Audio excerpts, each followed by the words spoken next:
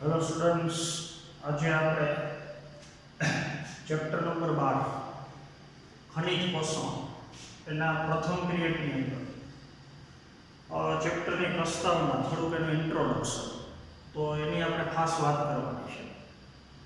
तो सौथी पहेला तो पृथ्वी परना बधा सजीव वनस्पति होय के प्राणी बधा सजीवोनी पोषणनी जरूरियात लगभग एकसरखी छे। तो एनी આપણે થોડી વાત કરવાની છે। દાખલા તરીકે પૃથ્વી ઉપરના સજીવ વનસ્પતિ છે અથવા પ્રાણી છે તો એ જે પોષણ મેળવે છે પર્યાવરણમાંથી પોષક દ્રવ્ય મેળવે છે તો મોટાભાગે પોષક દ્રવ્યના પ્રકાર એ એક સરખા છે। તો સજીવો પર્યાવરણમાંથી જે પોષક દ્રવ્ય મેળવે છે એ પોષક દ્રવ્યો મુખ્યત્વે બે પ્રકારના છે। चलो एमां एक आपणे कहीशुं कार्बनिक पोषक द्रव्य द्रव्यनो बीजो प्रकार है अकार्बनिक पोषक।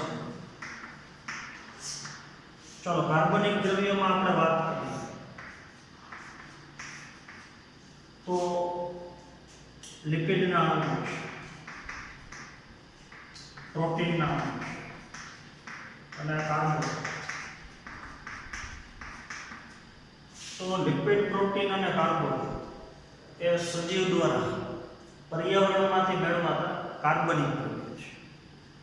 અકાર્બનિક દ્રવ્યોમાં વાત કરીએ તો H2O અથવા પાણી છે અને બીજા દ્રવ્યોની વાત કરીએ તો ખનિજ દ્રવ્ય છે। તો ખનિજ દ્રવ્ય અને પાણી એ અકાર્બનિક પોષક દ્રવ્યો છે।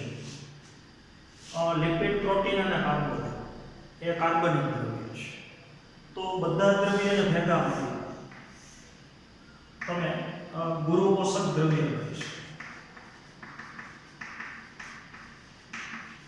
चलो गुरु पोषक द्रव्य एटले मुख्य पोषक द्रव्य। तो पृथ्वी परना कोईपण सजीव वनस्पति होय के प्राणी एने वृद्धिने विकास पामवा माटे जे पोषक द्रव्यनी जरूरियात छे पोषणनी जरूरियात छे ए पोषणनी जरूरियात लगभग एक सरखा प्रकारनी छे। तो आपणे पोषणनी वात करीए तो खनिज पोषण चेप्टरनी अंदर खास करीने आपणे वनस्पति माटे खनिज द्रव्य द्वारा मळतुं पोषण। चलो तो एने अकार्बनिक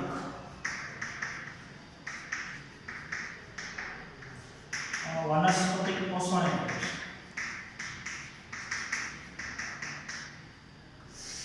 तो अकार्बनिक वनस्पतिक पोषण जेनी अवेजीमां वपरातो बीजो शब्द खनिज पोषण है। तो खनिज पोषण चेप्टरनी अंदर अकार्बनिक वनस्पतिक पोषणनी अंदर चलो अगत्यना आपणे 6 मुद्दानो अभ्यास करवानो छे। चलो तो आ चेप्टरना जे 6 मुद्दानो अभ्यास करवानो छे एनी टूंकमां माहिती तमने बीजा पेरेग्राफनी अंदर आपेली छे। सजीवना पोषणनी जे आपणे वात करी एनी माहिती शरूआतमां जे 2-3 લીટીનો પેરેગ્રાફ છે એની અંદર તમને આ માહિતી આપેલી છે। તો બીજો પેરેગ્રાફ ફક્ત ચેપ્ટરનો આખો સાર છે કે ચેપ્ટરમાં કયા કયા મુદ્દાનો આપણે અભ્યાસ કરવાનો છે। તો એમાં અગત્યના 6 મુદ્દા છે। ચલો એક તો વનસ્પતિ માટે જ્યારે આપણે ખનિજ પોષણની વાત કરતા અકાર્બનિક વનસ્પતિક પોષણ તો વનસ્પતિ માટે કયું દ્રવ્ય જરૂરી છે એ નક્કી કરવા માટેની પદ્ધતિ જેને તમે જળ સંવર્ધન ઉછેર પદ્ધતિ કહી શકો અથવા એને તમે હાઇડ્રોપોનિક્સ કહી શકો। તો એક આપણે પદ્ધતિનો અભ્યાસ કરવાનો છે જળ સંવર્ધન ઉછેર પદ્ધતિ। ચલો અથવા એને કહી શકો કે ખનિજ દ્રવ્યો માટેની જે આવશ્યકતા છે એ આવશ્યકતા નક્કી કરવા માટેનો અભ્યાસ અથવા એના માટેની પદ્ધતિ। બીજું તમારે આ ચેપ્ટરમાં અર્નોન અને સાઉટ નામના બે વૈજ્ઞાનિકોએ આ આવશ્યક ખનિજ દ્રવ્ય નક્કી કરવા માટે જે માપદંડો આપેલા છે 3 નિયમો આપેલા છે તો એનો આપણે અભ્યાસ કરવાનો છે। ત્યાર પછીનો મુદ્દો અલગ અલગ પ્રકારના ખનિજ દ્રવ્યની વનસ્પતિમાં ભૂમિકાઓ અલગ અલગ છે। તો કયું ખનિજ દ્રવ્ય વનસ્પતિ માટે કઈ ક્રિયા માટે મહત્વનું છે એક એનો અભ્યાસ કરવાનો છે। ત્યારબાદ જો ખનિજ દ્રવ્ય વનસ્પતિને પૂરતા પ્રમાણમાં ન મળે તો ખનિજ દ્રવ્યની ઉણપના ચિહ્નો કહેવાય. તો અલગ અલગ ખનિજ દ્રવ્યની ત્રુટિજન્ય અસરો કેવી છે, એના ઉણપના ચિહ્નો કેવા છે, એનો આપણે અભ્યાસ કરવાનો છે. ચાલો બીજું, જે તે ખનિજ દ્રવ્ય વનસ્પતિ જમીનમાંથી કઈ રીતથી શોષે છે, તો ખનિજ દ્રવ્યના શોષણની ક્રિયાનો આપણે અભ્યાસ કરવાનો છે. અને ચેપ્ટરમાં સૌથી છેલ્લે જૈવિક નાઇટ્રોજન સ્થાપનની ક્રિયા, વાતાવરણના નાઇટ્રોજનનું સૂક્ષ્મજીવો દ્વારા કઈ રીતે સ્થાપન થાય છે અથવા નાઇટ્રોજન તત્વ, તો એનો આપણે આ ચેપ્ટરમાં અભ્યાસ કરવાનો છે. તો બીજો પેરેગ્રાફ ફક્ત આપણે જાણકારી માટે વાંચવાનો છે, એને પ્રિપેર કરવાની જરૂર નથી અને હોમવર્કમાં લખવાની જરૂર નથી. ચાલો તો જે 6 મુદ્દાનો આપણે ચેપ્ટરમાં અભ્યાસ કરવાનો છે એમાંથી પ્રથમ મુદ્દો, ચાલો આવશ્યક ખનિજ દ્રવ્યો કઈ રીતથી નક્કી કરી શકાય એના માટેનો અભ્યાસ. ચાલો એ પદ્ધતિને તમે કહી શકો જળ સંવર્ધન વિશે.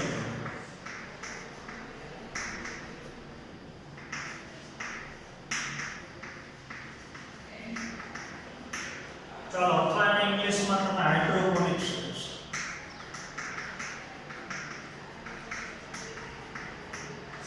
તો જળ સંવર્ધન ઉછેર પદ્ધતિ અથવા હાઇડ્રોપોનિક્સ, ચાલો આ પદ્ધતિ દ્વારા તમે નક્કી કરી શકો કે કયા ખનિજ દ્રવ્યોનું વનસ્પતિ દેહમાં મહત્વ શું છે, ભૂમિકા શું છે, અથવા એ ખનિજ દ્રવ્ય ન મળે તો એની ત્રુટિજન્ય અસરો કયા પ્રકારની છે.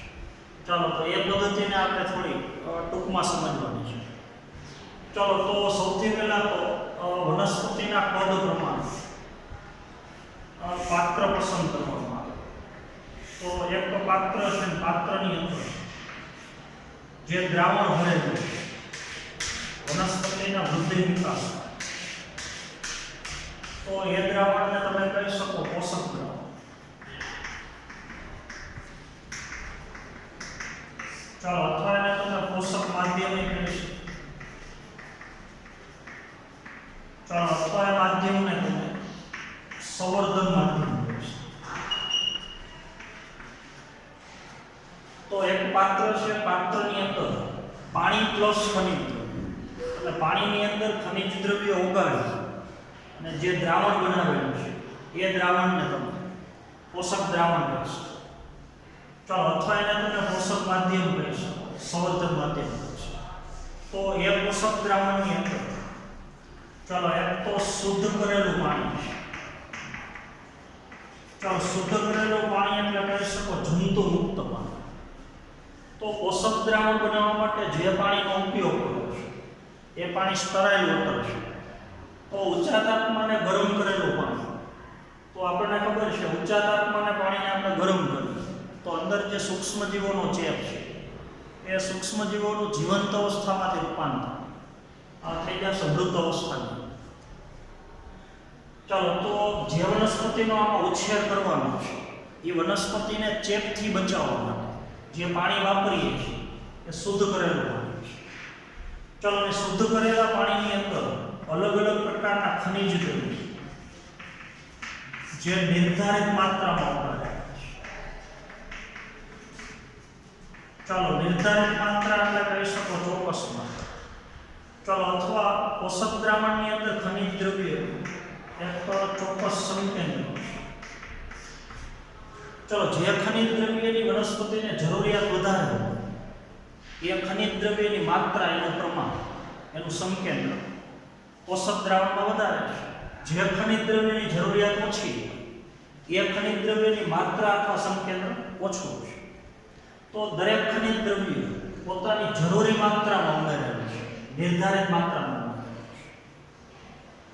ચાલો ત્યારબાદ વનસ્પતિનું મૂળ તંત્ર પોષક દ્રાવણની અંદર ડૂબેલું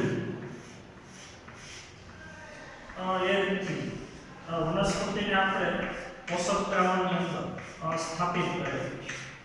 તો વનસ્પતિનો મૂળનો ભાગ પોષક દ્રાવણમાં ડૂબેલો છે. ચાલો બાકીનો પ્રકાંડ અને પર્ણનો ભાગ એ હવામાં પડેલો છે. ચાલો તો પોષક દ્રાવણની અંદર પાણી અને ખનિજ દ્રવ્યો તો ઓગાળેલા છે, પણ વનસ્પતિનો યોગ્ય પ્રમાણમાં વૃદ્ધિ અને વિકાસ થવા માટે ઓક્સિજનની જરૂર પડશે. ચાલો તો એર પંપની મદદથી આપણે કૃત્રિમ રીતે માધ્યમમાં ઓક્સિજનનું ઉમેરણી કરીએ છીએ પરપોટા સુધી. ચાલો તો મૂળતંત્રને પૂરતો ઓક્સિજન આપવા માટે એર પંપે મૂકેલો છે. તો ઓક્સિજનનું મહત્વ આપણને ખબર છે. જો માધ્યમની અંદર ઓક્સિજનનું પ્રમાણ યોગ્ય પ્રમાણમાં ન હોય તો મૂળતંત્રને પૂરેપૂરો ઓક્સિજન ન હોય તો વનસ્પતિનો યોગ્ય પ્રમાણમાં વૃદ્ધિ વિકાસ ન થઈ શકે. તો વનસ્પતિ યોગ્ય પ્રમાણમાં વૃદ્ધિ વિકાસ કરી શકે એટલા માટે કૃત્રિમ રીતે ઓક્સિજનનું ઉમેરણ કરવા માટે આપણે એર પંપે મૂકેલું છે. ચલો એક બાજુ અહીંયા તમને ગરણીવાળો ભાગ દર્શાવ્યો છે.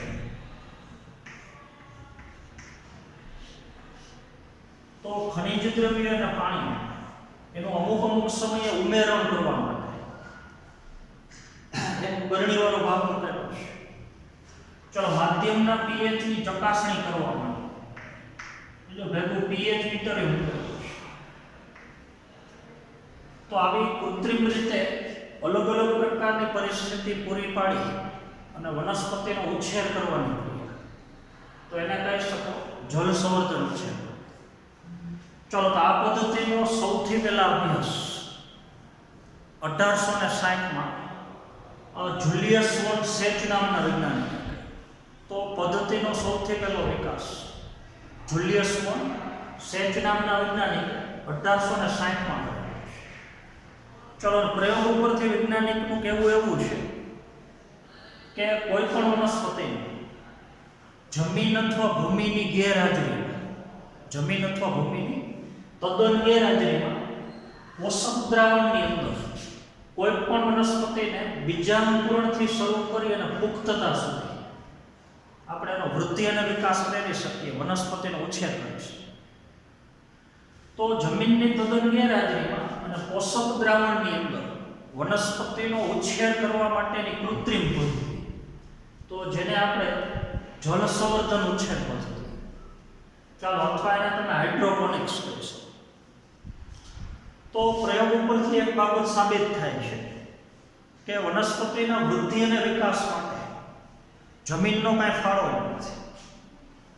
તો જમીનનું કાર્ય ફક્ત ખનિજ દ્રવ્ય અને પાણીનું સંગ્રહ સ્થાન છે. કુદરતી અવસ્થામાં વનસ્પતિ ખનિજ દ્રવ્ય અને પાણી જમીનમાંથી મેળવે છે. તો જેને આપણે ભૂમિય જળ કહીએ છીએ. તો આપણને ખબર છે ભૂમિય જળ ભૂમિય કણોની વચ્ચેની જગ્યામાં ભરેલું છે. તો વનસ્પતિના વૃદ્ધિ અને વિકાસમાં ભૂમિય કણોનો કાંઈ ફાળો જ નથી. તો ભૂમિનું કાર્ય ફક્ત ખનિજ દ્રવ્ય અને પાણીનું સંચય સ્થાન છે. તો જમીન વનસ્પતિને ફક્ત લંબોક્ષે ઊભું રહેવા માટે, સીધું ઊભું રહેવા માટે યાંત્રિક આધાર આપે છે અને ખનિજ દ્રવ્ય અને પાણીનું સંચય સ્થાન છે. તો ભૂમિય કણોનો વનસ્પતિના વૃદ્ધિ અને વિકાસમાં સીધો ક્યાંય ફાળો નથી. તો જમીનની ગેરહાજરીમાં અને પોષક દ્રાવણની અંદર વનસ્પતિનો આપણે યોગ્ય રીતે ઉછેર કરીશું. ચાલો જ્યારે આપણે સંવર્ધન માધ્યમમાં પોષક દ્રાવણમાં વનસ્પતિનો ઉછેર કરતા તો અમુક બાબતો એનું આપણે ચોક્કસ રીતે નિયંત્રણ કરવું જરૂરી છે. ચાલો એક તો વનસ્પતિના વૃદ્ધિ વિકાસ માટે જે pH ની જરૂર છે. દાખલા તરીકે મોટા ભાગની વનસ્પતિનો વૃદ્ધિ અને વિકાસ એ બેઝિક pH માં થાય છે, એટલે કે માધ્યમની pH 7 કરતાં વધારે. તો pH ચેક કરવા માટે એક આપણે મીટર મૂકેલો છે. તો એ pH મેન્ટેન થવી જરૂરી છે. તો ખનિજ દ્રવ્ય દૂર કરીને અથવા ઉમેરીને આપણે માધ્યમના pH ની જાળવણી કરીશું. બીજું યોગ્ય પ્રમાણમાં મૂળનો વૃદ્ધિ વિકાસ થાય એટલા માટે મૂળને પૂરતા પ્રમાણમાં ઓક્સિજન મળવું જરૂરી છે. તો કૃત્રિમ રીતે આપણે ઓક્સિજનનું ઉમેરણ કરવું છે. ચલો બીજી અગત્યની વસ્તુ, જેમ જેમ પ્રયોગ આગળ વધે, જેમ જેમ દિવસો પસાર થતા જાય તો વનસ્પતિએ જેટલા ખનિજ દ્રવ્ય પાણીનું શોષણ કર્યું હોય માધ્યમમાંથી, તો જેટલા પ્રમાણમાં ખનિજ દ્રવ્ય પાણીનું માધ્યમમાં પ્રમાણ ઘટે એટલું અમુક સમયે ખનિજ દ્રવ્ય અને પાણીનું ગરણી માધ્યમમાં ઉમેરણ કરવું જરૂરી છે. બીજું, જે ખનિજ દ્રવ્યની જરૂરિયાત વધારે એની માત્રા પોષક દ્રાવણમાં વધારે છે. જે ખનિજ દ્રવ્યની જરૂરિયાત ઓછી હોય એ ખનિજ દ્રવ્યનું પ્રમાણ માધ્યમની અંદર ઓછું છે, તો દરેક ખનિજ દ્રવ્ય નિર્ધારિત માત્રામાં ઉગાડેલા છે. તો આવી નિયંત્રિત પરિસ્થિતિની હેઠળ વનસ્પતિનો કૃત્રિમ રીતે ઉછેર કરવાની ક્રિયા, તો એને કહી શકો તમે જળ સંવર્ધન ઉછેર. તો બીજી અગત્યની વસ્તુ, આ પદ્ધતિનો ઉપયોગ કરીને ટમેટા છે, કાકડી જેવી વનસ્પતિ છે, સલાડમાં અથવા કચુંબરની અંદર વપરાતી અલગ અલગ વનસ્પતિ, તો એની જે ધાબા જેવી નકામી જગ્યાઓ છે, ઘરનું જે ધાબું છે, છત, તો ત્યાં નાના મોટા પાત્રની અંદર આવું પોષક દ્રાવણ તૈયાર કરી અને ધાબા ઉપર પણ આપણે વનસ્પતિનો ઉછેર કરી શકીએ અને એમાંથી અલગ અલગ શાકભાજી અથવા ફળો આપણે એનું ઉત્પાદન કરી શકીએ અને બજારની અંદર આપણે વેચાણ કરી શકીએ. બીજું, રણ પ્રદેશ જેવી જે ખૂબ મોટી ખુલ્લી જગ્યાઓ છે, તો આપણને ખબર છે રણ પ્રદેશની અંદર વનસ્પતિનું પ્રમાણ ઓછું છે, તો રણ પ્રદેશ જેવા વિસ્તારની અંદર પણ જમીનની અંદર મોટા મોટા ખાડા બનાવી, મોટા મોટા પાત્ર, એની અંદર પોષક દ્રાવણ ભરી અને એ જગ્યાનો આપણે વનસ્પતિના વૃદ્ધિ અને વિકાસ માટે ઉપયોગ કરીશું. તો એ વિસ્તારની જે સૂર્યપ્રકાશની શક્તિ છે, એ સૂર્યપ્રકાશની શક્તિનો આપણે પ્રકાશ સંશ્લેષણની ક્રિયામાં ઉપયોગી કરીશું. તો ઉર્જા અને જગ્યાનો આપણે યોગ્ય ઉપયોગ કરીશું. દાખલા તરીકે ઘરનું ધાબું છે, રણ પ્રદેશ જેવી ખુલ્લી જગ્યાઓ છે, તો એના માટે પણ આપણે જળ સંવર્ધન ઉછેર પદ્ધતિનો ઉપયોગ કરીશું. બીજી અગત્યની વસ્તુ, અત્યારે આપણો જે જળ સંવર્ધન ઉછેર પદ્ધતિનો હેતુ છે, જો એ હેતુ વનસ્પતિ માટે કયા ખનિજ દ્રવ્ય આવશ્યક છે એ નક્કી કરવા માટેનો હેતુ છે. કયું ખનિજ દ્રવ્ય વનસ્પતિ માટે આવશ્યક છે અથવા નથી, તો વનસ્પતિનો વૃદ્ધિ વિકાસ થવા માટે જે ખનિજ દ્રવ્ય વનસ્પતિને ફરજિયાત મળવું જરૂરી છે, તો એવા ખનિજ દ્રવ્યને આપણે આવશ્યક ખનિજ દ્રવ્ય કહીએ છીએ. અને જે ખનિજ દ્રવ્ય ફરજિયાત નથી, મરજિયાત છે, મળે તોય ચાલે અને ન મળે તોય ચાલે, અથવા વનસ્પતિના વૃદ્ધિ વિકાસ ઉપર જે ખનિજ દ્રવ્યની સીધી અસર ન હોય, તો એને આપણે બિનઆવશ્યક ખનિજ દ્રવ્ય કહીશું. તો જળ સંવર્ધન ઉછેર પદ્ધતિનો ઉપયોગ કરી કયું ખનિજ દ્રવ્ય આવશ્યક છે અથવા કયું બિનઆવશ્યક છે એ તમે નક્કી કરી શકો. ચલો, તો વનસ્પતિ માટે એક રેશિયો થોડોક આપણે સમજવાનો છે. ચલો, અત્યાર સુધીમાં શોધાયેલા તત્વોની સંખ્યા 105. આ જૂનો આંકડો છે, તમારા ટેક્સ્ટબુક પ્રમાણે તમારે આજ યાદ રાખવાનું છે. પણ ખરેખર આધુનિક સમય પ્રમાણે શોધાયેલા તત્વોની સંખ્યા 118 છે. તો આ નવો આંકડો છે. આવર્ત કોષ્ટકની અંદર તત્વોને સ્થાન મળી ગયું એવા તત્વોની સંખ્યા 118 છે. તો અત્યાર સુધીમાં શોધાયેલા તત્વોની સંખ્યા 105 છે. ચલો, 105 માંથી 60 થી વધુ તત્વો, એટલે લગભગ 92 તત્વોની આજુબાજુ એની વનસ્પતિ દેહની અંદર હાજરી નોંધાયેલી છે. કુલ તત્વોની સંખ્યા 105 છે અને 105 માંથી 60 થી વધુ તત્વો, એટલે લગભગ 92 તત્વો એ વનસ્પતિ દેહની અંદર હાજર છે. ચલો, એમાંથી લગભગ 60 માંથી 30 ખનિજ દ્રવ્યો અથવા તત્વો એવા છે કે જે મોટા ભાગની વનસ્પતિમાં હાજર છે. તો મોટા ભાગની વનસ્પતિમાં હાજર હોય એવા તત્વોની સંખ્યા 30. ચાલો, 30 માંથી હવે 17 ખનિજ દ્રવ્યો, 17 તત્વો એ આવશ્યક ખનિજ દ્રવ્યો છે અને 13 ખનિજ દ્રવ્યો એ બિનઆવશ્યક ખનિજ દ્રવ્યો છે. તો 30 માંથી 17 ખનિજ દ્રવ્યો એવા છે કે વનસ્પતિને ફરજિયાત મળવા. જો વનસ્પતિને આ 17 ખનિજ દ્રવ્ય ન મળે તો વનસ્પતિ પોતાનું જીવન ચક્ર પૂરું ન કરી શકે, વૃદ્ધિ અને વિકાસ ન કરી શકે. આ 13 ખનિજ દ્રવ્યો એવા છે કે વનસ્પતિ દેહમાં હાજર છે પણ મળે તોય ચાલે અને ન મળે તોય ચાલે. તો કયા ખનિજ દ્રવ્ય આવશ્યક છે અને કયા ખનિજ દ્રવ્ય આવશ્યક નથી એ તમે જળ સંવર્ધન ઉછેર પદ્ધતિ દ્વારા નક્કી કરીશું. ચલો બીજું, જળ સંવર્ધન ઉછેર પદ્ધતિ દ્વારા કયા ખનિજ દ્રવ્યની વનસ્પતિ દેહમાં ભૂમિકા શું છે? ચલો દાખલા તરીકે આપણે નાઇટ્રોજનની વાત કરીએ તો નાઇટ્રોજનની વનસ્પતિ દેહમાં ભૂમિકા શું છે, એટલે કે એનું મહત્વ શું છે? અને જો નાઇટ્રોજન પૂરતા પ્રમાણમાં ન મળે તો એની ઉણપના લીધે, એની ત્રુટિના લીધે કયા પ્રકારના ત્રુટિજન્ય ચિહ્નો છે, એટલે કે ઉણપના ચિહ્નો, તો એનો આપણે અભ્યાસ કરીશું. ચોક્કસ ખનિજ દ્રવ્યની ભૂમિકા શું છે? જો એ ખનિજ દ્રવ્ય પૂરતા પ્રમાણમાં ન મળે તો વનસ્પતિ દેહની અંદર એના ત્રુટિજન્ય ચિહ્નો કેવા છે? તો એ બે બાબતનો અભ્યાસ આપણે જળ સંવર્ધન ઉછેર પદ્ધતિ દ્વારા કરીશું. તો હવે જે ખનિજ દ્રવ્યની ત્રુટિજન્ય અસરો અને ભૂમિકાનો આપણે અભ્યાસ કરવાનો છે, એ ખનિજ દ્રવ્યને પોષક માધ્યમમાં ઉમેરવાનો નહીં. તો આપણને ખબર છે આવશ્યક ખનિજ દ્રવ્યની સંખ્યા 17 છે. તો 17 માંથી 16 ખનિજ દ્રવ્યો પોષક માધ્યમમાં આપણે ઉમેરેલા છે પૂરતા પ્રમાણમાં. અને જે ખનિજ દ્રવ્યનો તમારે અભ્યાસ કરવો છે, એની ભૂમિકા નક્કી કરવી છે, એના ત્રુટિજન્ય ચિહ્નો કેવા હોય એનો અભ્યાસ કરવો છે, તો એ ખનિજ દ્રવ્ય પોષક માધ્યમમાં ગેરહાજર છે. ચલો અમુક સમય સુધી તમે વનસ્પતિનો વૃદ્ધિ અને વિકાસ થવાનો. ચલો દાખલા તરીકે 15 દિવસ પછી તમને એવું જોવા મળે છે કે વનસ્પતિના પર્ણો લીલામાંથી પીળા બને છે. તો હવે તમે સમજી શકો કે નાઇટ્રોજનની ઉણપ હોય, નાઇટ્રોજનની ત્રુટિ હોય, નાઇટ્રોજન પૂરતા પ્રમાણમાં ન મળતું તો વનસ્પતિના પર્ણો લીલામાંથી પીળા બને છે. તો એ નાઇટ્રોજનની ત્રુટિજન્ય અસર, એના ઉણપના ચિહ્નો છે. તો એની ભૂમિકા નક્કી થઈ. વનસ્પતિના પર્ણો લીલામાંથી પીળા બનતા તો એ બતાવે છે કે ક્લોરોફિલની અંદર ગમે તે તો નાઇટ્રોજનની કોઈ પણ પ્રકારની ભૂમિકા છે. તો આપણને ખબર છે ક્લોરોફિલનો બંધારણીય ઘટક નાઇટ્રોજન છે. તો ક્લોરોફિલ બનવા માટે નાઇટ્રોજન જરૂરી છે. એ નાઇટ્રોજનની ભૂમિકા છે. અને નાઇટ્રોજન ન મળે તો વનસ્પતિના પર્ણો પીળા બને છે. એની ત્રુટિજન્ય અસર છે.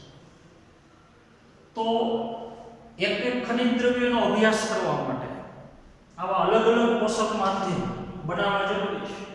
એક વખતના પ્રયોગ આપણે એક જ ખનિજ દ્રવ્યનો અભ્યાસ કરીશું તો 17 ખનિજ દ્રવ્યનો અભ્યાસ કરવો વ્યક્તિગત, તો આવા 17 પોષક માધ્યમ બનાવવા પડે. અને દર વખતે પોષક માધ્યમમાં એક ખનિજ દ્રવ્ય જેનો અભ્યાસ કરવાનો છે એ ગેરહાજર છે. અને પછી વનસ્પતિમાં સર્જાતા જે ચિહ્નો છે, વધારાના ચિહ્નો, એ જે તે ખનિજ દ્રવ્ય ત્રુટિજન્ય ચિહ્નો છે. તો પોષક દ્રાવણ જ્યારે આપણે તૈયાર કરીએ છીએ તો એમાં ખનિજ દ્રવ્ય ઉમેરવાને પડે અને દૂરે કરવા. 16 ખનિજ દ્રવ્ય ઉમેરે છે અને નાઇટ્રોજનને ઉમેરતા નથી એટલે એને દૂર કરીએ છીએ.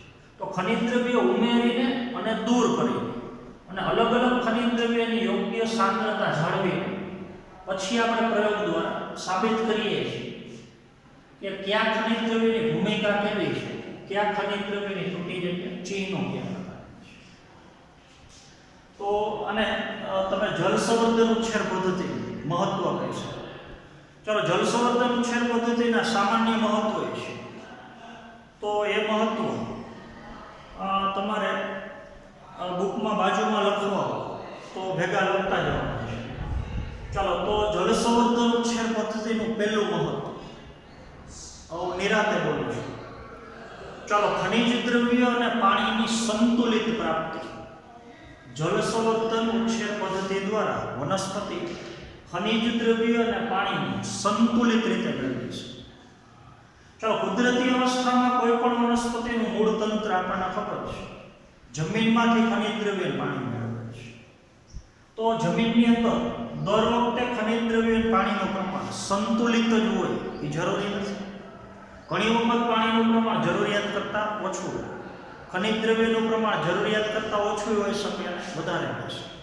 જ્યારે પોષક દ્રાવણની અંદર બેની માત્રા નિર્ધારિત છે. તો વનસ્પતિને ખનિજ દ્રવ્ય અને પાણીની પ્રાપ્તિ સંતુલિત રીતે થશે. તો પહેલું મહત્વ તમારે બાજુ લખવાનું છે, ખનિજ દ્રવ્ય અને પાણીની સંતુલિત પ્રાપ્તિ. ચલો જળ સંવર્ધન ઉછેર પદ્ધતિનું બીજું મહત્વ એ સીધું તમે સમજી શકો એમ છે. ચલો ભૂમિજન્ય રોગોથી છુટકારો. કુદરતી અવસ્થામાં આપણે વનસ્પતિને જમીનમાં વાવેલી હોય તો ખાસ કરીને ફૂગ અને બેક્ટેરિયા વારંવાર મૂળની અંદર ચેપ લાગતો હોય, પણ જળ સંવર્ધન ઉછેર પદ્ધતિમાં આપણે વનસ્પતિનો વૃદ્ધિ વિકાસ પ્રયત્ન હોય કૃત્રિમ રીતે, તો વનસ્પતિને ચેપ લાગુ કરવાની શક્યતા એ સાવ ઓછી છે. તો વનસ્પતિને ભૂમિજન્ય રોગોથી છુટકારો આપે છે. તો બીજું મહત્વ છે ભૂમિજન્ય રોગોથી છુટકારો. ચલો ત્યારબાદનું ત્રીજું મહત્વ છે નિંદણથી છુટકારો. ખેતીવાડીમાં જે આપણે પાક વાવેલો છે તો એની આજુબાજુમાં ઉગી નીકળતી જે નકામી વનસ્પતિ છે તો એને આપણે નિંદણ કહીએ છીએ. તો એ નિંદણ આપણે જે પાક વાવ્યો છે એ વનસ્પતિ સાથે જગ્યા માટે, પાણી માટે, પોષક દ્રવ્ય મેળવવા માટે હરીફાઈ થાય છે, તો એટલો વનસ્પતિનો વૃદ્ધિ વિકાસ ઓછો થાય છે. તો જળ સંવર્ધન ઉછેર પદ્ધતિની અંદર વનસ્પતિને આપણે નિંદણથી છુટકારો આપે છે. ચલો ત્યાર પછીનું ચોથું મહત્વ છે જગ્યા અને ઉર્જાનો યોગ્ય ઉપયોગ. હમણાં આપણે વાત કરીએ તો ધાબા ઉપરની નકામી જગ્યા છે, રણ પ્રદેશની અમુક નકામી જગ્યા છે, તો એ જગ્યાનો આપણે જળ સંવર્ધન ઉછેર પદ્ધતિ દ્વારા વનસ્પતિના વૃદ્ધિ અને વિકાસ માટે ઉપયોગ કરીશું. એ વિસ્તારની સૂર્યપ્રકાશની ઉર્જાનો પણ આપણે પ્રકાશ સંશ્લેષણની ક્રિયામાં યોગ્ય ઉપયોગ કરીશું.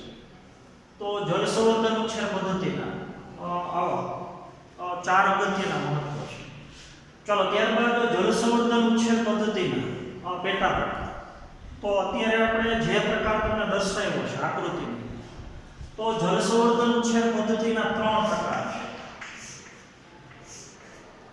ચાલો તો એમાંથી પહેલો પ્રકાર અત્યારે જે આકૃતિમાં બતાવેલો છે, તમારી ટેક્સ્ટબુકમાં આકૃતિ આપેલી છે, તો આકૃતિ ઉપર એરો મારી લખવાનું છે આ પદ્ધતિનું નામ. જો સંતુલિત દ્રાવણ છે,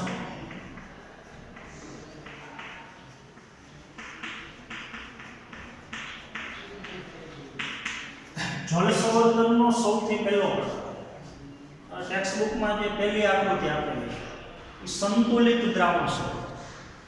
ચલો પાત્રની અંદર દ્રાવણ ભરી, બરોબર છે, એક પાત્ર પસંદ કરવાનું, એ પાત્રની અંદર દ્રાવણ ભરી અને એમાં વનસ્પતિનો ઉછેર કરવાનો ક્રિયા, તો જળ સંવર્ધનનો પહેલો પ્રકાર એને આપણે કહીશું સંતુલિત દ્રાવણ છે.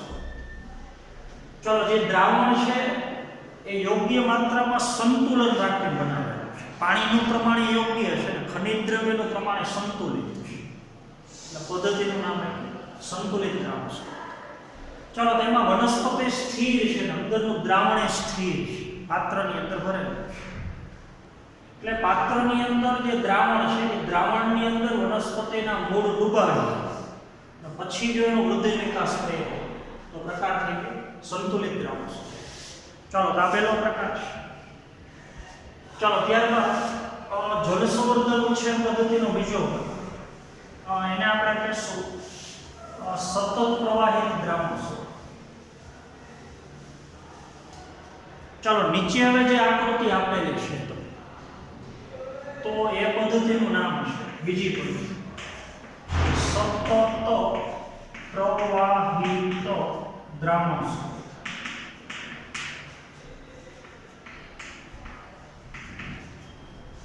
ચાલો આમાં જે પદ્ધતિનો ઉપયોગ થાય છે એને કહી શકો NFT, જેનું આખું નામ છે nutrient film technique. Nutrient film technique પદ્ધતિ થઈ ગઈ NFT. ચાલો તો એમાં ખાસ કરીને એક તો મોટો વ્યાસ ધરાવતી પીવીસીની પાઇપ, ચલો પીવીસીની પાઇપ બે છેડે, ચાલો એ પાઇપની ગોઠવણી આપણે ક્રોસમાં કરેલી છે, એક છેડો ઊંચો છે અને એક છેડો નીચો છે. ચાલો એ પાઇપની અંદર અમુક અંતરે અહીંયા આપણે છિદ્ર બનાવેલા છે.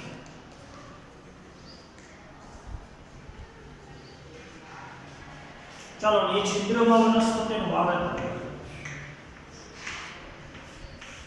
ચાલો તો જે વનસ્પતિનું વાવેતર કરેલું છે એના પ્રકાર અને પણ હવામાં ખુલ્લા છે ઉપરમાં, અને દરેક છોડનું મૂળ આ પાઇપના પોલાણમાં અંદર છે, છિદ્રમાં અંદરની તરફ એનું મૂળ છે.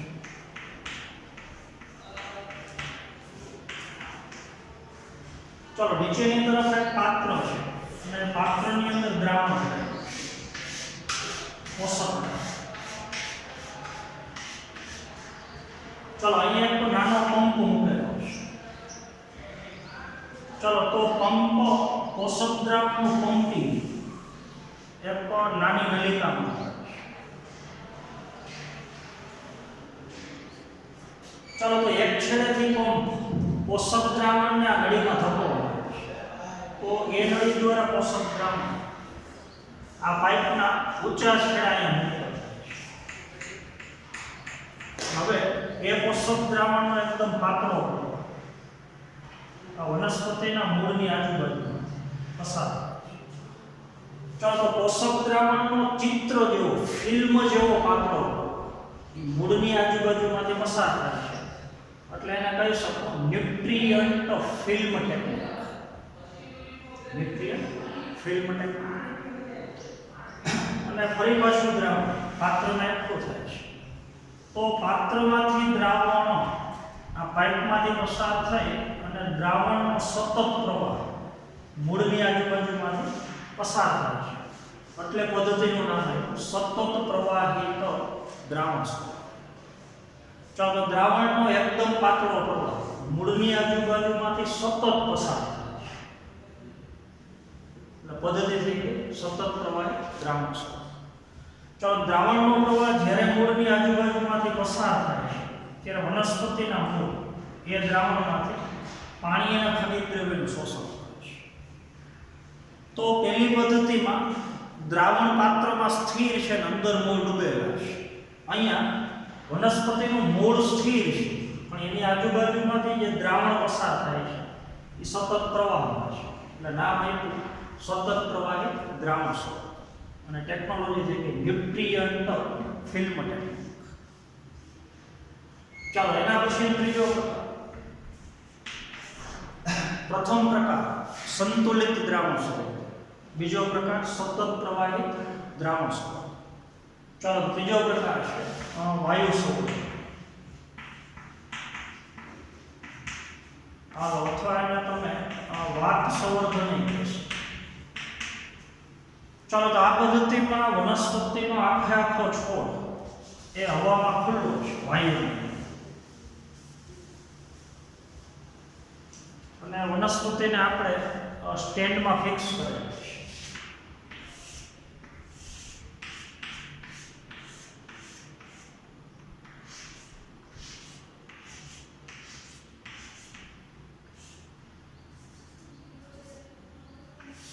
ચાલો આ સ્ટેન્ડ છે અને સ્ટેન્ડની અંદર વનસ્પતિને ચાલો એક જગ્યાએ ફિક્સ કરેલી છે.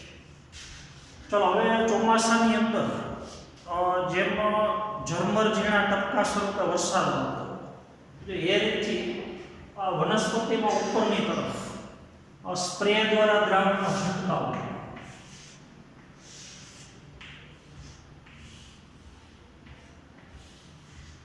તો વનસ્પતિ ઉપર સ્પ્રે દ્વારા દ્રાવણનો છંટકાવ કરી અને વનસ્પતિને પોષક દ્રાવણ આપવાનું. વરસાદના ઝરમર ઝીણા ટપકાની જેમ દ્રાવણના ઝરમર ઝીણા ટપકા એનો વનસ્પતિ ઉપર સ્પ્રે કરવાનો, અને એ દ્રાવણ જ્યારે વનસ્પતિની અંદર વિતરતું તો એ દ્રાવણ છે ને મૂળની આજુબાજુમાંથી પસાર થાય ત્યારે મૂળમાંથી ખનિજ દ્રવ્ય અને પાણીનું શોષણ કરે છે. તો આખી વનસ્પતિ હવામાં ખુલ્લી છે એટલે નામ આપ્યું વાયુ સ્વરૂપ અથવા કહી શકો વાત સ્વરૂપ.